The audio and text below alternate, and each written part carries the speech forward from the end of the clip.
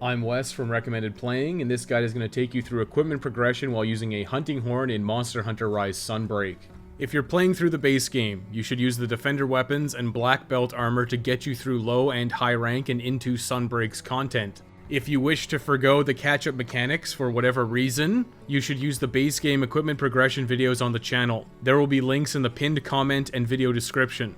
You should consider starting Master Rank as wiping the slate clean. You'll want to do the standard practice of killing small monsters and carving them, as well as harvesting bugs, mining nodes, and harvesting bone piles for Master Rank materials. Monster Hunter is a pack rat's game after all. Since you're in Master Rank, you should have access to the full suite of high rank decorations. This makes level 2 sockets on Master Rank gear particularly valuable, as you can socket in whatever skills that you see fit.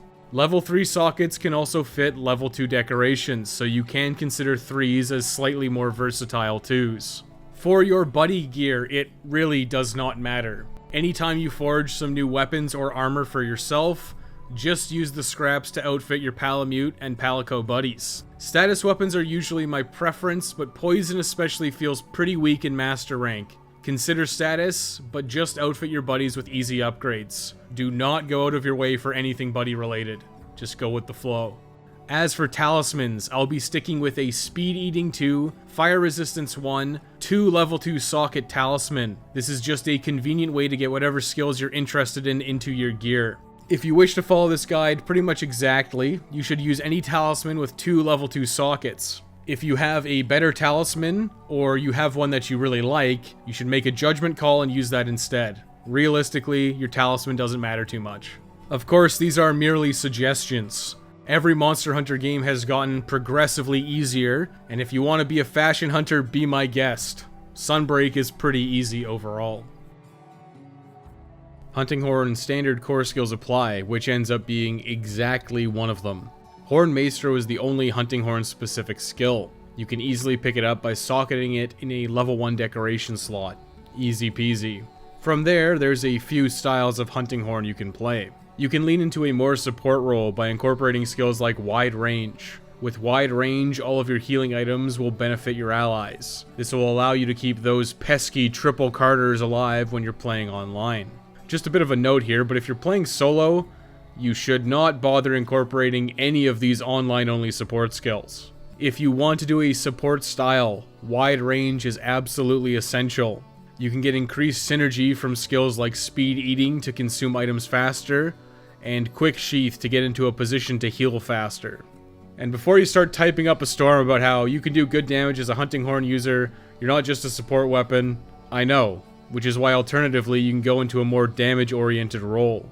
This is extremely standard fare. You'll want physical attack, affinity boosters like Critical Eye, Weakness Exploit, and Maximum Might. Sharpness is also a big issue for Hunting Horn, so Handicraft is incredibly helpful, especially in the early stages of the game. Hunting Horn will get the most benefit from skills like Slugger and Stamina Thief. Unfortunately, these skills are severely overcosted and undertuned. You can incorporate them if you wish, but generally you'll get more bang for your buck elsewhere. Now it's time to get started. Your first task to get into Master Rank will be to hunt a Daimyo Hermitar in the urgent quest, Uninvited Guest. Daimyo Hermitar is weak to Thunder, Fire, and Ice in that order. Equip yourself appropriately using your best high rank weapons and armor. You will want to try to break the Daimyo Hermitar's shell for a time-worn Crimson Horn. This also can be obtained by capturing. This isn't a huge deal if you don't get one, but it will give you a little bit of an upgrade immediately. Once you've beaten Daimyo Hermitar, you'll have to do a series of tutorial missions. Complete these and you'll get moved to Elgato, your new hub for Master Rank. Before we get into standard game progression, there's one more task to take note of. In Sunbreak, you'll get access to follower quests. These give you NPC helpers to assist you during your hunts. These have their own unique progression from the main story. If you ever need to hunt a monster multiple times for equipment, check the follower hunts to see if you can make progress there.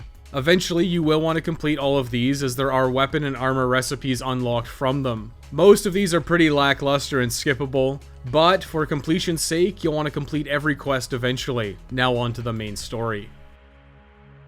Starting off in 1 star, you should immediately do a Sinking Feeling to hunt 15 Hermitar and Velociprey. You should keep an eye out for bugs while doing this. Try and take out any Hornitar and Banabra you see while doing this quest, but complete it if you've been around the map once or twice. You can use Velociprey materials to forge the Hunter's Mail X and Hunter's Vambraces X. These are very reasonable starting gear choices. Since you need to get some bugs reliably, you'll want to go on an expedition tour to the Shrine Ruins. Make sure that you bring poison smoke bombs and the materials to combine to make more. Use poison smoke bombs to take out Banabra and carve them from materials. You're looking for Banabra Razor Wings mostly. While you're here, you'll also need Master Rank Jagras materials for the Hunter's Vambraces X, so make sure that you carve some while you're in the Shrine Ruins.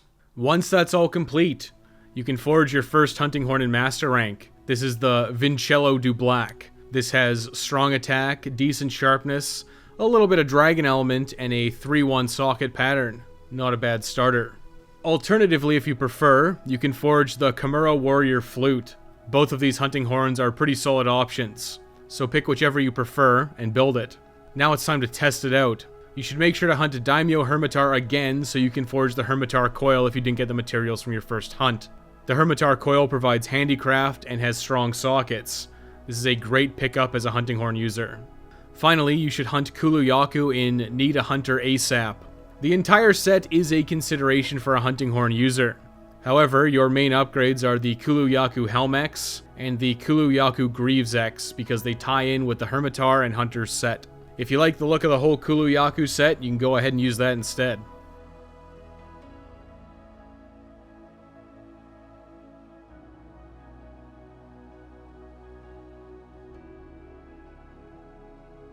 After completing the key quest, you'll have to do an urgent to beat Tetranodon in Tetranodon Blockade. Nothing to see here.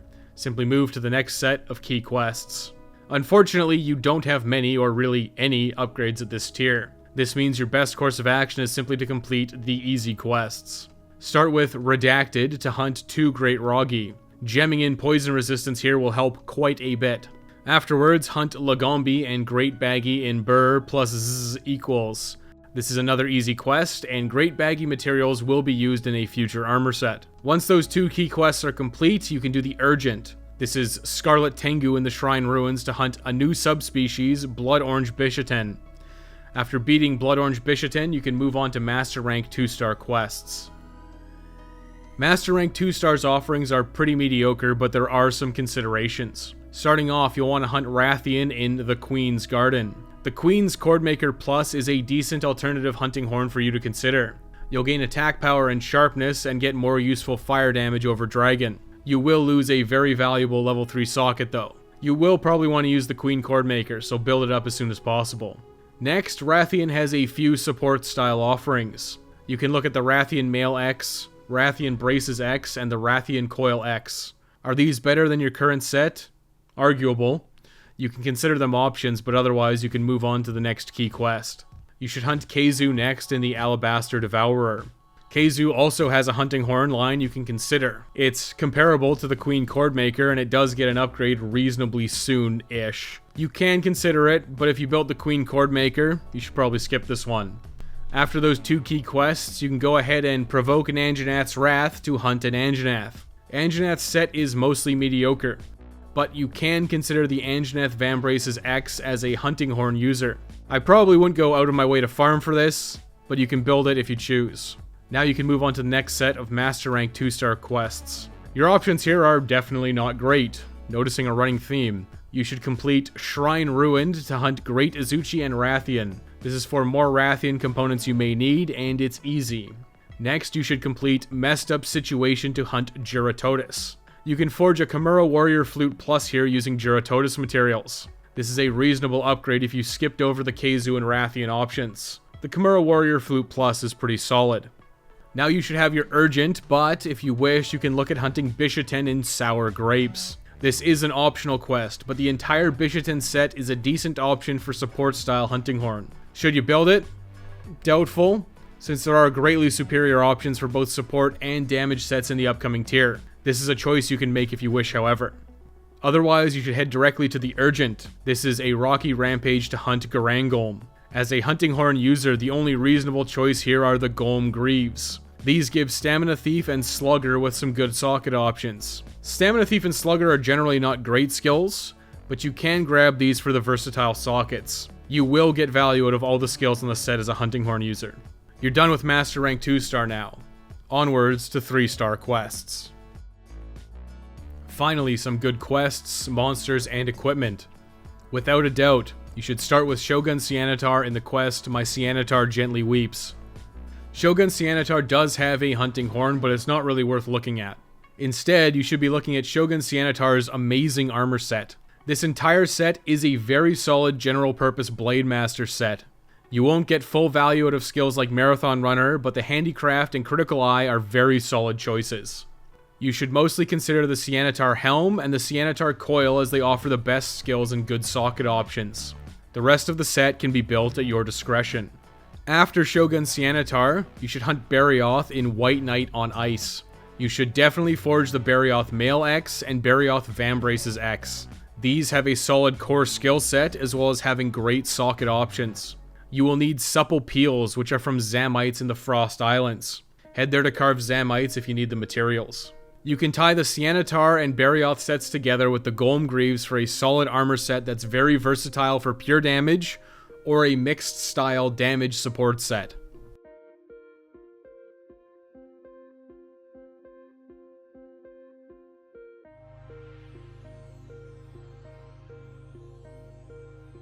The rest of the quests at this tier are underwhelming, so pick the easy way out. Nocturnal Nuances is a Tobi Kadachi and an Anjanath. This should be a pretty easy endeavor. Once you've completed the 3 key quests, you'll get the urgent to keep it busy and hunt an Aurora Somnicanth. Simply hunt this and move on to the next set of 3-star quests. This tier of quests has a lot of options once again. You should start with Rachnikadaki for a weapon upgrade. You'll want to hunt Rachnikadaki in a sandy spider nest. You can use the Rachnikadaki materials to upgrade the Vicello Do Black into the Vicello Trey Black. This is a significant spike in raw damage and sharpness, but unfortunately it doesn't hit white without handicraft, but that should be covered by the Cianatar set. Afterwards, with your new hunting horn, you can choose whatever key quest you want at this tier. Nargacuga in Shadow in the Jungle is a solid choice as the armor set is a decent alternative to the Shogun Cianatar and Barioth mixed set. Likewise, Magnamallow is a safe choice for a future weapon, but that weapon is a very long time down the line. Once you've completed 3 key quests, you should get the urgent quest Ice Wolf Red Moon. This is to hunt Lunagaron. Simply hunt Lunagaron and move on to the Master Rank 4-star quests. There's nothing of value for you at this tier, unfortunately. The value of the Shogun Cianatar and Barioth set will show through, I assure you. You can hunt whatever you see fit at this tier for your first 2 key quests. I would suggest King of the Crumbling Castle to tackle Rathalos. Then I would follow it up with a Mizutsune's Appeal to hunt, you guessed it, Mizutsune. Once those 2 key quests are completed, you can complete the mid-tier urgent of In Search of the Doctor. This is to hunt an Astalos. Astalos has a pretty reasonable set, but you won't get much value out of the stamina management skills on the desirable pieces that have chain crit. The weapon's okay, but nothing overly special. It's all really skippable, unfortunately. Simply hunt Astalos and move on. Mid-tier urgent means new key quests, and there's nothing special here either. You should hunt Barioth and Magnamallow in White Knight Armored Warrior. This is for additional Barioth and Magnamallow materials if you need them. Next, go ahead and hunt Seregios in 1,000 Scales of Dread. This is simply because it's new content. You can hunt Magma Almudron or Zinogre if you prefer. It really doesn't make a difference here. Once you've completed another 2 key quests, you'll get the urgent for a Slumbering Jungle Espinus. This is to hunt a Slumbering Espinus in the jungle. Who would have guessed? Espinus has nothing special, so move on to the next set of 4-star quests. At this tier, you'll want to hunt Pyre Rachnikadaki as well as Gormagala. Let's start with Gormagala. The set is pretty unremarkable, but the weapon is very solid. You can look at building Gormagala's Kummerklang. This is a solid choice for its strong attack, good sharpness, dragon element with innate 20% affinity, and a level 2 socket. Very solid hunting horn, and the name is just perfect. Kummerklang. Afterwards, you can hunt Pyre Rachnikadaki because it's new content and potential material uses later. Clear a mighty need before moving on to the next urgent. It's finally time to tackle Malzeno in the key quest Witness by Moonlight. Malzeno's offerings are pretty mediocre for a hunting horn user. I would make a strong case that Malzeno's Duke's Grail weapon is just straight up worse than the Kummerklang. Also, the Kummerklang is just funnier to say, and we'll get an upgrade fairly soon. Once you've cleared Malzeno, you'll get access to Master Rank 5-star quests. A new tier means new monsters and new quests. You should start with Blade Cloaked in Darkness to hunt Gormagala and Seregios. You'll want to make sure you have adequate Gormagala materials moving forward. Seregios is simply incidental here. Next, you can hunt Rajang in Settle the Score. Rajang has some pretty nice pants with the Grand God's Pure Feet. These are a strong option, but not necessarily great at the moment. They have a place in a critical synergy build, and we're not quite there yet. You can pick them up now, but holding off is fine too. After those 2 key quests, you'll get the urgent to slay Shigaru Magala in Dark Citadel White Wheel. Shigaru Magala holds the upgrades to 2 paths for the Kummerklang. You can choose to continue down Gormagala's path for the Kummerklang Plus for more raw damage and extra affinity.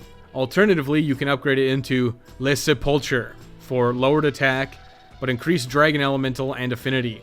You'll also lose a socket. Le Sepulture from Shigaru Magala is arguably easier to build, but I think the songs are a bit better on Kummerklang. Also, you're likely used to it by now. You can pick whichever you want here, but these should be your weapons moving forward, because the next set of monsters are all Elder Dragons.